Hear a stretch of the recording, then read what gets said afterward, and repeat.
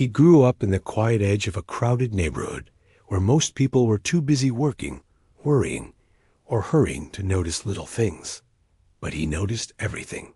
He noticed the way the sunlight changed colors on the walls of the old community center. He noticed how the sound of traffic softened in the evenings. And most of all, he noticed the piano. It sat in a dim corner of the center, covered in dust, leaning slightly to one side, as if tired from holding itself up for too many years. Parts of the wood were chipped, and 2 of the keys were stuck. Most people ignored it, assuming it no longer worked. Some even joked that it was nothing more than a piece of old furniture. But to him, it was a treasure. He had first touched it when he was small, only because he got curious and pressed a single key. The note that came out was not perfect, but it was real. It felt like a door had opened, even if it was only a tiny one. After that day, he went back again and again, sometimes after school, sometimes early in the morning when the hallways were empty. He would quietly sit down, wipe the dust with his sleeve, and start pressing keys one by one, trying to understand how they worked together. He had no teacher. No one gave him lessons. He learned by listening. He listened to songs on small speakers. At home, listened to street musicians. Listened to the humming of people sweeping the roads. Whenever he heard something that made him feel something, he tried to find those notes again on the old piano. Sometimes he got it right. Most times he didn't, but he kept trying. The building's caretaker knew he came often, but never stopped him. The caretaker would walk by, sweeping or fixing something, and sometimes smile at the soft sounds coming from the corner. But he never interrupted. He could see that the boy respected the piano. The boy's clothes were often worn out, and his shoes had thin soles. Money was tight at home, and he never asked for much. He didn't dream of toys or games. He only dreamed of one thing, to play music that sounded whole, not broken, the way he imagined it in his mind. But no matter how much he practiced on that old instrument, he always felt something missing. He could press every key 100 times, but the sound was never clean, never smooth. Some parts of songs felt incomplete, simply because the piano could not produce certain notes anymore. Still, he treated the old instrument with respect, almost like an old friend trying its best. Sometimes people passing through the hall would hear him playing. A few would stop and listen for a short moment. Others wouldn't care at all. And some would just look at him with that expression people give when they see someone young wasting time on something they think won't matter in life. He didn't argue or explain. He only kept playing. He knew music mattered to him, even if no one else saw it. One afternoon, he noticed a bright poster on the wall near the entrance of the community center.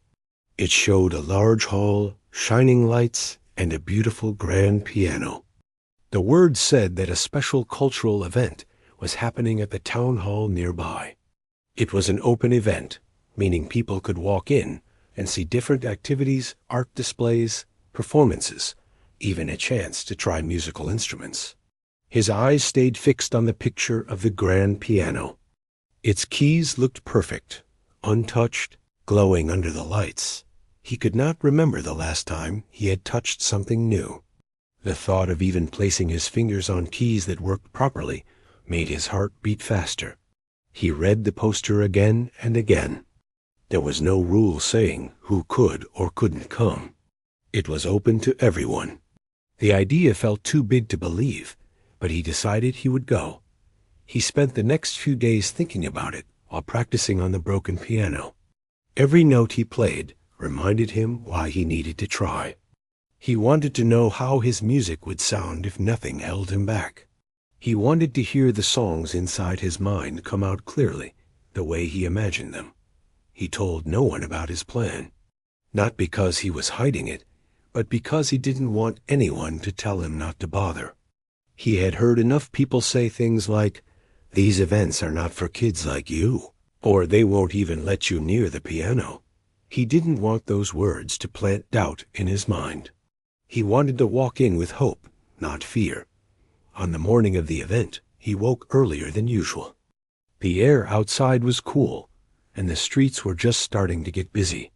He washed his face in cold water, brushed his hair, and put on the cleanest clothes he had, even though they were still faded and loose. He looked at himself in the mirror and took a deep breath. He knew he didn't look like the kids who went to fancy music schools, or the people who usually attended big events. But his hands were steady, and his heart was full. That was enough. The walk to the town hall took longer than he thought. He kept checking the small folded map he had drawn on scrap paper. He had never gone there before, but he followed the landmarks carefully. The bakery on the corner, the long road with tall buildings, the fountain in the square. The closer he got, the more nervous he felt. He wondered if people inside would stare at him. He wondered if they would laugh. But then he shook the thoughts away. He reminded himself why he was going, not for them, but for the piano. When he finally reached the hall, he stopped and looked at it in awe. The building was huge, with glass doors reflecting the daylight.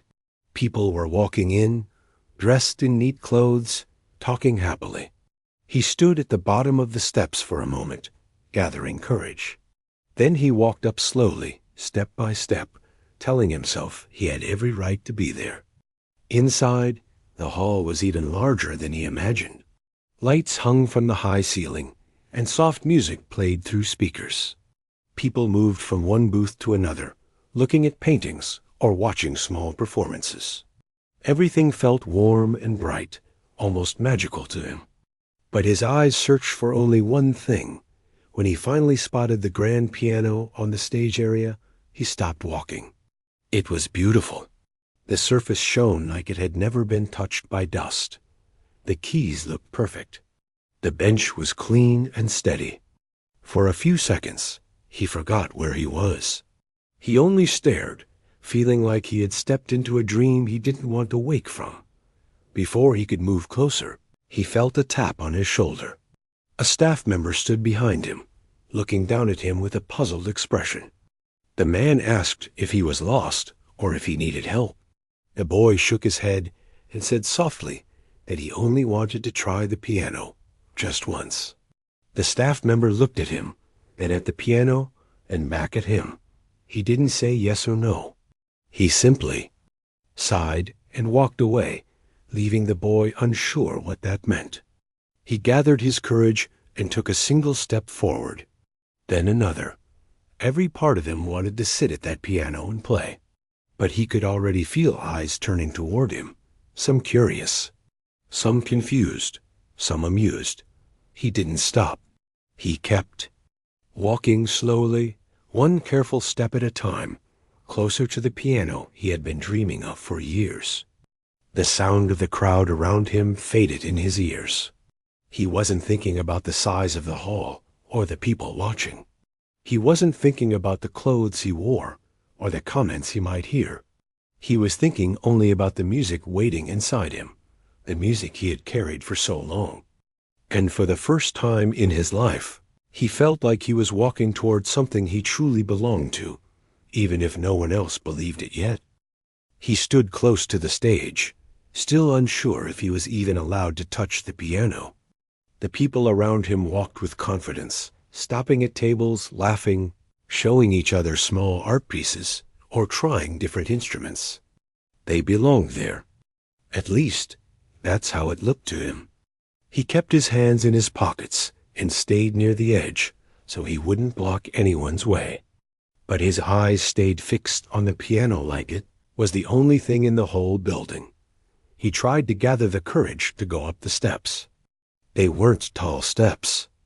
Anyone else would walk up easily, without thinking twice. But for him, they felt like a wall. He stepped forward once, then stepped back when a group of people walked past him. Some looked at him with confusion. A few glanced at his clothes, then looked away quickly. He felt his throat tighten. He reminded himself that he wasn't here for them. He repeated it in his mind, again and again. He took a slow breath and tried again, moving one step closer. This time, he was about to place his foot on the first stair when someone's voice broke the moment. "Hey, kid, you can't go up there." The voice wasn't angry, but it wasn't gentle either. It came from a man standing near the side of the stage. He wore a name badge, and his arms were crossed in the kind of way that made people step back before arguing. The boy froze where he stood. The man walked toward him and looked him up and down. "That's not a place to play around," he said. "The piano is part of the main program. It's not for visitors." The boy lowered his eyes and nodded slightly. He wanted to explain, to say that he wasn't planning to play around, that he had come only for that piano.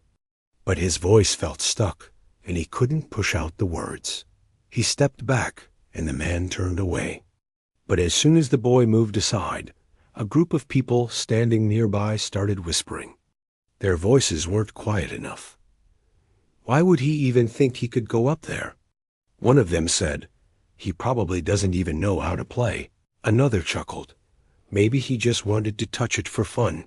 Someone else added. The boy's ears grew warm. He pretended he didn't hear anything. He pretended it didn't matter. But the words stayed with him, each one settling like a weight on his chest. He walked to the side of the hall and stood near a tall window, trying to breathe slowly. He didn't want to cry or leave. He had come so far just to see that piano. If he left now, he knew the disappointment would stay with him forever. As he stood there quietly, a small argument started near the stage. He didn't mean to listen, but the voices were loud. A woman told the staff member, "He's just a kid. The event says it's open for everyone." The man responded, "Yes, but we can't let anyone use the main piano. What if something goes wrong?" The woman said something else he couldn't hear clearly, but her tone was firm. The staff member sighed loudly and shrugged as if giving up.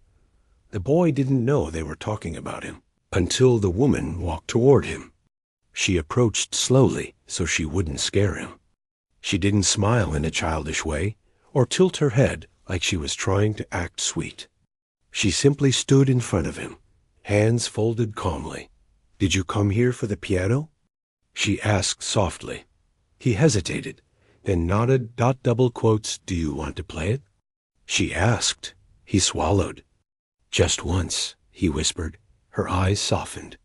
"Come with me. But you must be gentle with it. All right?" He nodded quickly. She didn't drag him or guide him by the arm. She simply walked ahead, and he followed. When they reached the stage, the staff member from earlier looked frustrated, but didn't stop them. A few people nearby watched with raised brows. Some looked amused, expecting something silly to happen. Others just looked curious. The woman motioned for him to go up the stairs. "Go on," she said. His heart began pounding so hard he could feel it in his fingertips. He stepped onto the first stair, then the second. Then he reached the stage floor. The hall looked even bigger from up there. People moved around like waves in a busy sea, but the boy barely noticed them. His eyes were drawn to the piano. He walked toward it slowly, as if approaching something sacred. When he reached the bench, he ran his hand gently along the smooth surface. It felt nothing like the rough wood of the community piano. He sat down carefully, afraid the bench might creak from the tension he carried. A small group of people gathered near the front of the stage. They weren't being rude. They were simply curious. Still, some of them whispered, "Is he really going to try? This should be interesting. He looks nervous already." The boy heard every word, but he didn't react. He stared at the keys. They looked perfect. Every one of them. No cracks. No dust. No stuck notes. He felt a strange mix of fear and hope. His hands trembled as he lifted them. He didn't press a key yet. He simply placed his fingers gently on the surface. Even the touch was different, softer, colder, real. He closed his eyes and tried to hear the song he had practiced again and again on the broken piano, the one he had never been able to play fully because the old keys could not carry half the notes. He breathed in slowly, but before he could press a single key, a voice cut through the hall. "Kid, stop!" A man in a suit hurried forward from the back of the hall. The manager, maybe. He looked upset, waving his hand urgently. The boy froze again. The woman who had helped him frowned. The man reached the stage and spoke loudly enough for the crowd to hear. "We can't let children handle the grand piano. This is very expensive equipment. It's not for visitors to experiment on." A couple of people in the audience laughed softly. Someone whispered, "See? Told you." The boy slowly pulled his hands back from the keys. He didn't argue. He didn't ask for another chance. He simply lowered his eyes, feeling a heavy sting in his chest. The woman tried to defend him. "He just wants to play one piece." But the man shook his head sharply. "No, not possible. There are scheduled performances today. We can't risk any damage." The boy stood up from the bench, stepping back quietly. The crowd around the stage began to drift away now that the moment was over. Some still looked amused. Some looked annoyed. But no one saw the disappointment on his face, except the woman who had tried to help him. He walked down the stairs slowly, his shoulders sinking a little with each step. He reached the bottom and stood there, unsure if he should leave or try again later. The woman came down behind him. "I'm sorry," she said gently. "I really tried." He shook his head softly. "It's okay." But it wasn't okay. Not for him. Not after everything he had hoped for. He walked away from the stage area and moved toward a quiet corner of the hall. He didn't cry. He refused to. Instead, he sat down on a low bench and stared at his hands. They felt heavy, almost useless. He wondered if maybe everyone earlier had been right. Maybe he didn't belong here. Maybe he had been foolish to think he could just walk into a place like this and be allowed near something so valuable, but a small part of him, quiet but stubborn, kept whispering inside his mind, "You came here to play, not to be scared." He didn't stand up. Not yet. He needed a moment. He needed to breathe slowly and remember why he came. He didn't know that far across the hall, close to the stage, a few musicians had noticed the argument. They didn't know who the boy was. They didn't know what he wanted. But they had seen enough to wonder. One of them asked, "Why stop him? What harm would one song do?" Another shrugged. "Maybe he can't play." Or maybe, someone else said quietly, "He can play better than all of us think." Their words didn't reach him, not yet, but soon. Everything in that hall would change because of him. Every whisper, every stare, every doubt, and none of them were ready for what would happen next. The day had barely begun, yet the entire hall felt different the moment he stepped inside again. People still talked about the night before, whispering about that sudden moment when a boy from nowhere made a room full of strangers stop and listen. Some said it was luck, some said it was skill, and others said they still could not understand how someone who looked so lost could play with such emotion. But for him, today felt like another ordinary day.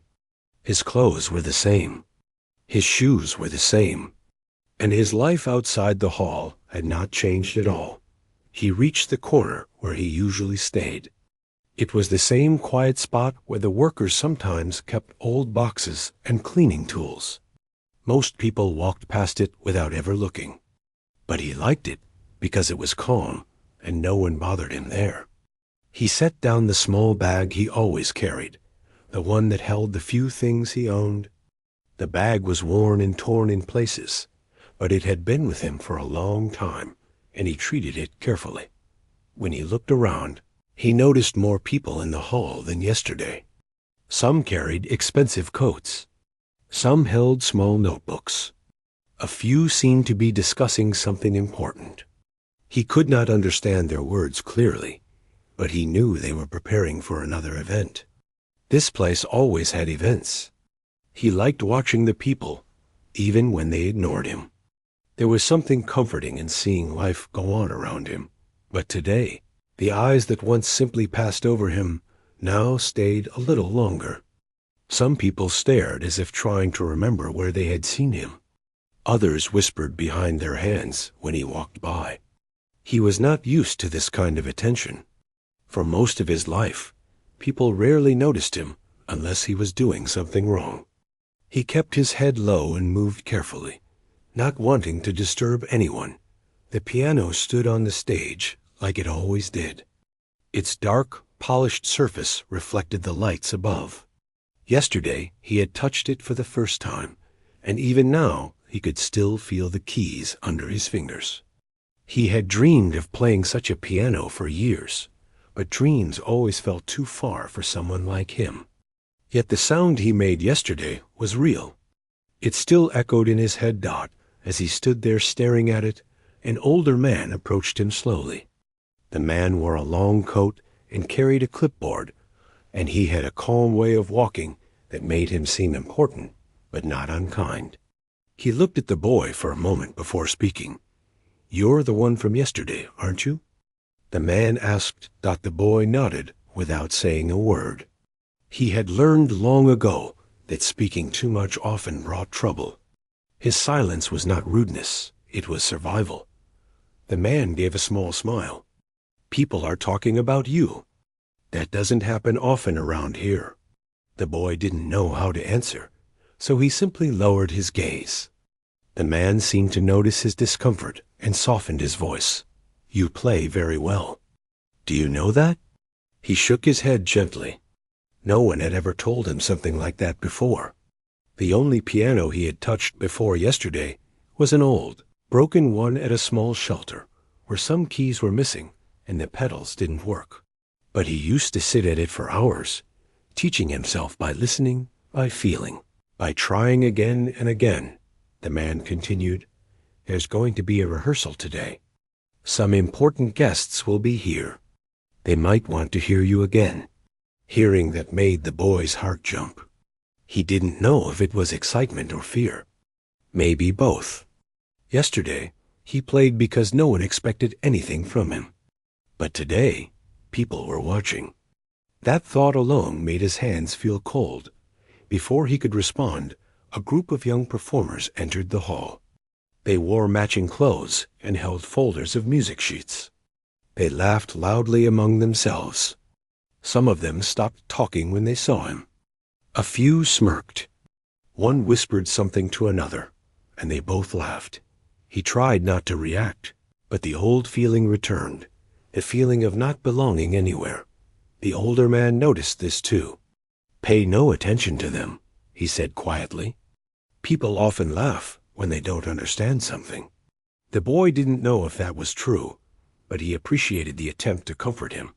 The rehearsal began soon after. The performers took their places near the stage, tuning instruments or warming up their voices. The boy stayed near the side, unsure of what he was supposed to do. Every time he glanced at the piano, his heart tightened.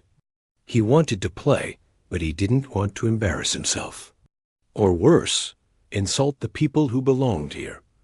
After a while, the older man gestured for him to come forward. "Would you like to try something?" he asked. The boy hesitated. Several of the young performers turned to watch. One of them spoke loudly enough for everyone to hear. "What's he going to play this time? Something simple?" Another added with a laugh. "Maybe he only got lucky yesterday." The boy felt his face grow warm. He wanted to walk away. He wanted to hide in his quiet corner again. But something in him refused to move. Maybe it was the memory of the music he created yesterday. Maybe it was the look on the older man's face, the quiet trust in his eyes. Slowly, he walked toward the piano. He sat down carefully, afraid to scratch the surface or make the wrong sound. The hall became quiet as everyone watched him. Even those who pretended not to care leaned slightly forward. He placed his fingers on the keys. They felt cold at first, and his hands trembled. He breathed slowly, trying to calm the storm inside him. He didn't know what he would play. He never planned his music. He played what he felt. With a deep breath, he began. The first notes were soft, almost unsure, like footsteps on unfamiliar ground. But as he continued, something inside him opened. The music grew warmer, fuller, carrying pieces of his story, every struggle, every lonely night, every small victory he had kept to himself. The melody rose gently at first, then climbed higher, filling the hall with something pure and honest. The young performers who mocked him earlier fell silent. Even the workers paused in their tasks. People who were walking past the hall stopped at the entrance to listen. The boy's eyes stayed closed the whole time. He didn't want the looks of others to disturb his thoughts. He let the music guide him, let it speak for him in ways words never could. When he pressed the final note, the hall remained completely still. Not a whisper, not a movement. For a moment, he thought he had done something wrong, but then he opened his eyes. People were staring at him, not with laughter, not with doubt, but with surprise and respect. The older man's expression softened into pride. No one said a word, yet the silence around him felt different from before. It was not cold or cruel. It was the kind of silence that came when hearts were full and minds were trying to understand, something they never expected. The boy looked around, unsure what to do next. And then from the back of the hall, someone started clapping. Slow, steady claps. Then another joined, then another. Within seconds, the entire room applauded. He had no idea what this meant for his future. He didn't even know what he hoped for. But in that moment, as the sound of applause wrapped around him, he felt something he had never felt in his life. He felt seen. And for the first time, he wondered if maybe, just maybe, his life could change. He sat in the quiet corner for a long moment, trying to calm the storm inside him. People moved in and out of the hall, laughing, talking, pointing at displays, but he didn't hear any of it clearly. Their voices blended together until they sounded like a faraway echo. All he could think about was how close he had been to the piano, how he had even touched the keys only for it to slip away before he could play a single note. He looked at his hands again. They didn't look like the hands of someone who belonged on a stage. They were small, a little rough, and marked by long days of carrying, helping, and working with whatever his family needed. But those same hands had taught him every sound he knew. Those same hands had shaped the songs he carried inside him. So why did he feel so helpless now? He looked up at the hall again. The stage was busier now. Someone was preparing a microphone. Another was checking the pedals of the piano. A few people in clean black outfits stood nearby, talking about the schedule. It wasn't his place anymore, he thought. Maybe it never was. Still, he didn't leave. His feet wouldn't move toward the door. Something inside him kept whispering that this wasn't over, not yet. He had come too far to walk away without trying again. As he sat quietly, someone approached him from the side. A man with a kind face, wearing simple clothes unlike the event staff, sat down beside him without saying anything at first. The boy noticed him but didn't speak. After a moment, the man asked softly, "You like music, don't you?" The boy nodded slowly. "You wanted to play that piano, right?" Another nod. The man looked toward the stage and said gently, "Sometimes people say no because they're afraid. Not because you can't do something, but because they don't expect you to." The boy didn't know how to respond. He felt embarrassed that someone had seen the whole thing. The man stood up again after a moment. "Don't give up," he said simply. Then he walked away. The boy watched him leave, wondering why a stranger would say something like that. But his words lingered in the air like a small spark. He stayed in the corner a little longer as the hall slowly grew louder. People began gathering near the stage for the next performance. The boy didn't move. He thought maybe he should sneak out quietly, but he couldn't bring himself to stand. Then something unexpected happened.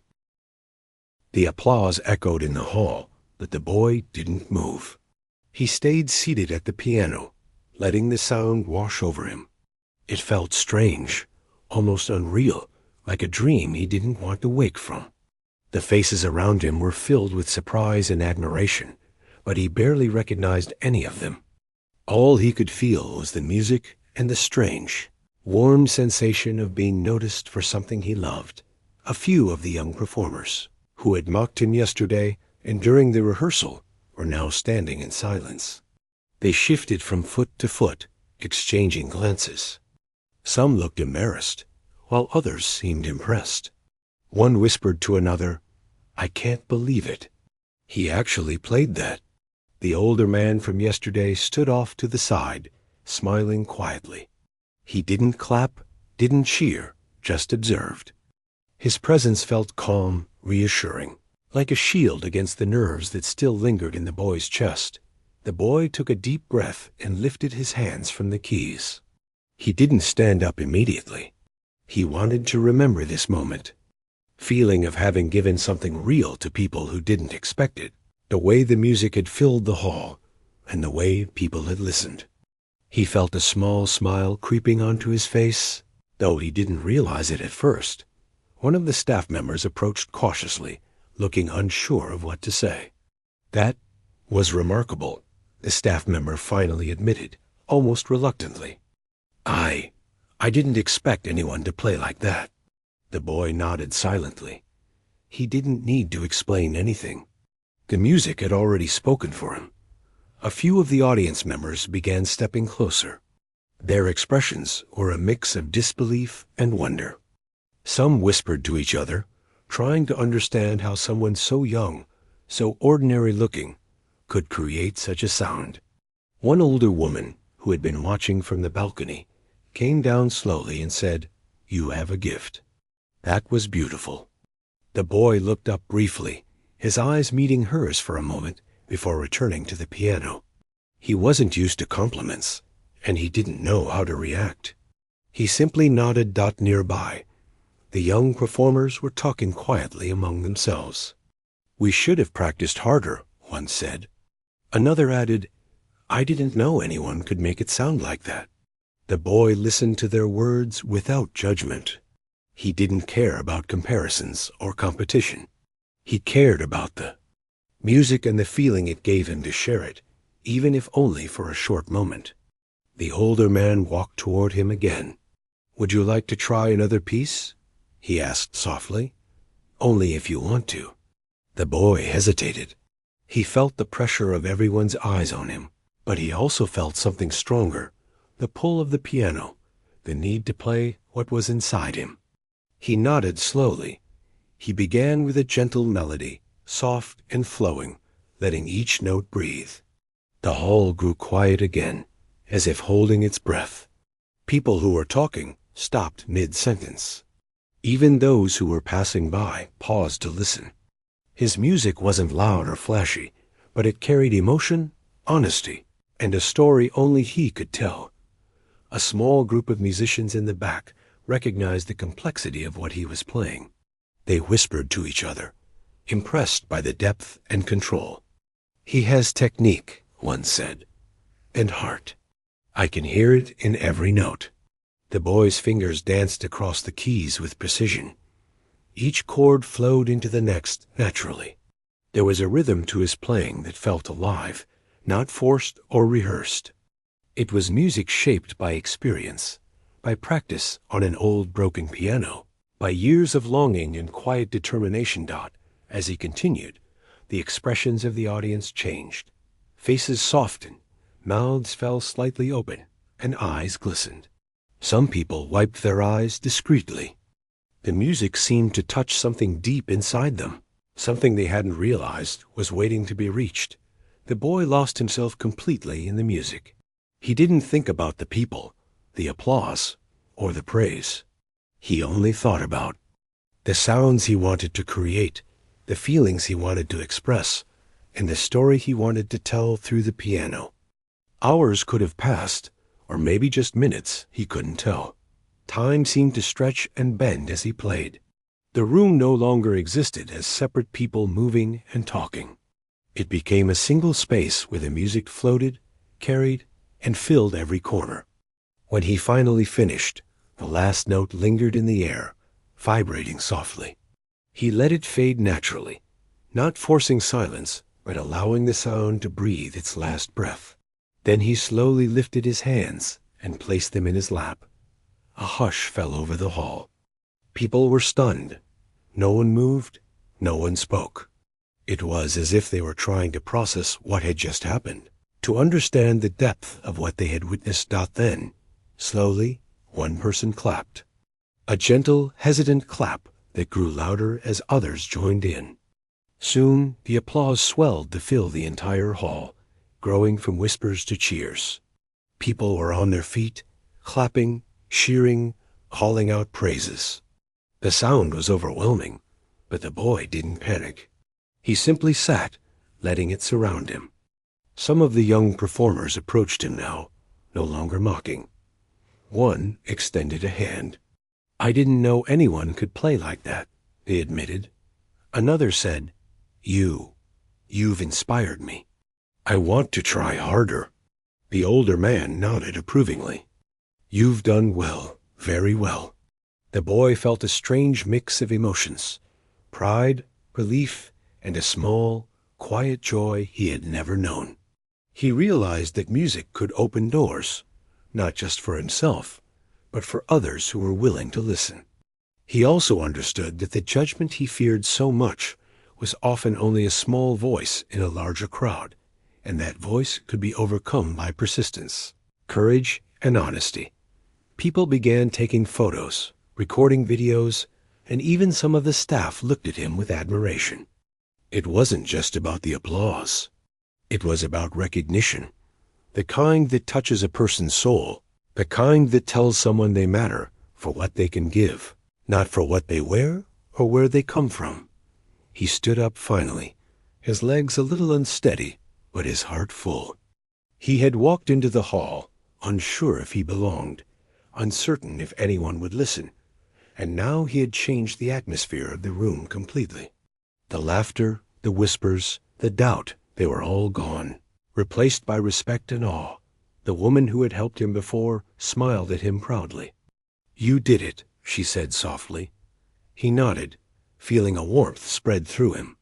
"I just played," he whispered. But everyone knew it was more than just playing. It was a statement, a moment, a testament to years of practice, of hope, and of believing in oneself against all odds. From that day on, the boy was no longer just a quiet figure in a corner of the hall. He was a presence to be acknowledged, a talent to be recognized, and a reminder to everyone that sometimes the most unexpected people could make the deepest impact. He walked off the stage slowly, the applause still echoing behind him, but he felt no need to look back. The music, the respect, the recognition, they were already inside him.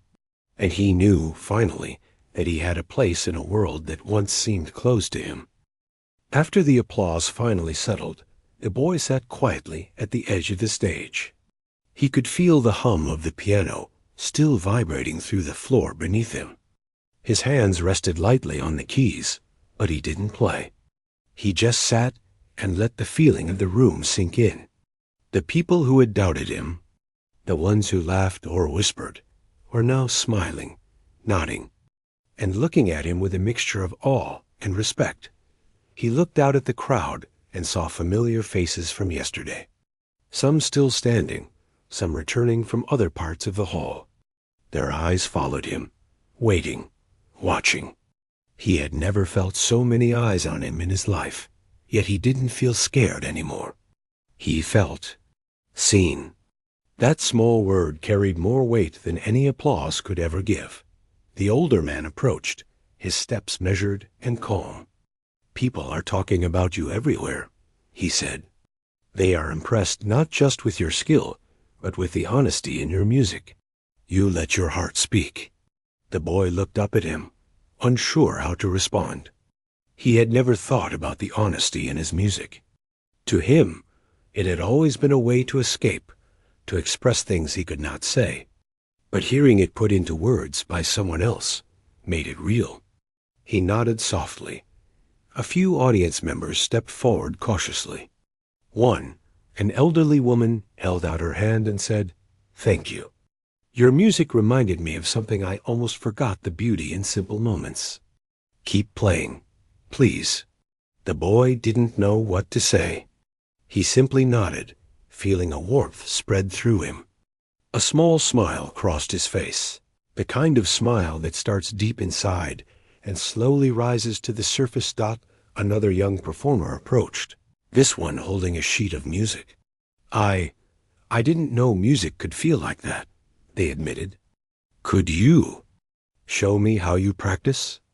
Maybe I could learn something?" The boy considered it for a moment. He had always practiced alone, in silence, with no one around. Sharing his methods felt strange, but the idea of helping someone else feel what he felt was exciting.